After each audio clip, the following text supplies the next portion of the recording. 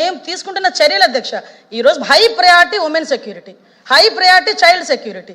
POCSO కేసుల్లో ఈరోజు నేను చెప్తాను అధ్యక్ష 3 నెలల కాలంలోనే శిక్ష పడిన సందర్భాలు కూడా ఉన్నాయి. కన్విక్షన్ రేటు కూడా 50% మేము పెంచుకున్నాం అధ్యక్ష. ఈరోజు 506 మందికి కన్విక్షన్ పడితే అందువల్ల 9 మందికి మరణ శిక్షలు విధించాం అధ్యక్ష. అందరూ విధించబడ్డాయి అధ్యక్ష. అదేవిధంగా 169 మందికి లైఫ్ పడింది అధ్యక్ష. ఈరోజు కన్విక్షన్ రేట్లు పెరిగినాయి. పోక్సో కేసుల్లోని ఈరోజు మేము స్పీడ్ పెంచుకున్నాము. కనీసం రిమాండ్ నుంచి బెయిల్ రాకముందే శిక్ష పడే సందర్భాన్ని కూడా ఈరోజు మేము ఎస్టాబ్లిష్ చేసుకున్నాం. దానికి ఈరోజు మనందరం కూడా గర్వపడాలి. ఈరోజు మీరందరూ కూడా సపోర్ట్ చేయాలి. నెక్స్ట్ ఇంకొక మాట అన్నారు అధ్యక్ష, ఎన్డీపీఎస్ కేసులు పెరుగుతున్నాయి. పెరుగుతున్నాయి. ఎందుకు పెరుగుతున్నాయి? మేము ఈరోజు కేసులు బుక్ చేస్తున్నాం. ఇంతకు ముందులా దాచుకొని మేము కూర్చోలే. సరఫరాలకు మేము సపోర్ట్ చేయలే. ఈరోజు ఎక్కడైనా ట్రాన్స్ఫర్ జరిగింది అనుకుంటే మేము ఇక్కడ కూర్చొని అరెస్టులు చేస్తున్నాం కాబట్టి ఎన్డీపీఎస్ కేసులు పెరిగినాయి. మేము గర్వంగా చెప్తున్నాం మేము ఎన్డీపీఎస్ కేసులు పెంచామని.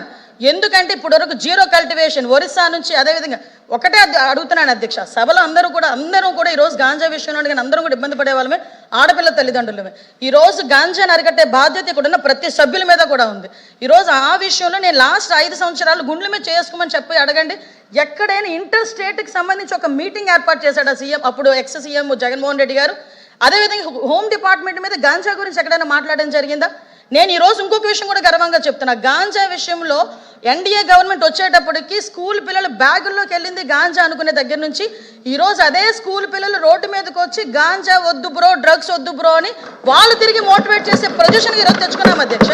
ఇదే గాంజాని కంట్రోల్ చేసే విషయంలో ఈరోజు నేషనల్ ఎన్సీబీ వాళ్ళ దగ్గర నుంచి ప్రతి ఒక్కరికి కూడా మిగతా స్టేట్స్ అన్ని కూడా ఎలాగ వాళ్ళు కంట్రోల్ చేశారో, ఆల్టర్నేటివ్ క్రాప్స్ ఎలా వేశారో ఆంధ్రప్రదేశ్ చూసి నేర్చుకోండి అని చెప్పే పొజిషన్ ఈరోజు తెచ్చుకున్నాం అధ్యక్ష.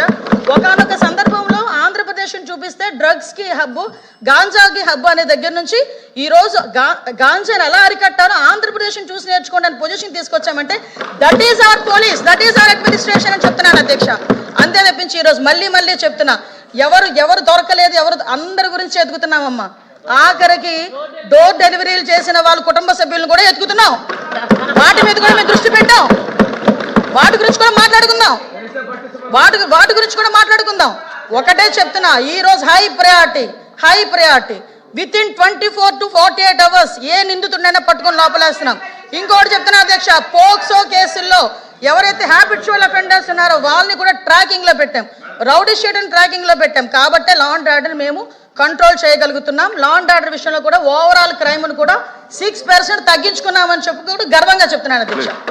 Question number 14249 minister for water resource Nimmala Rama Naidu గారు.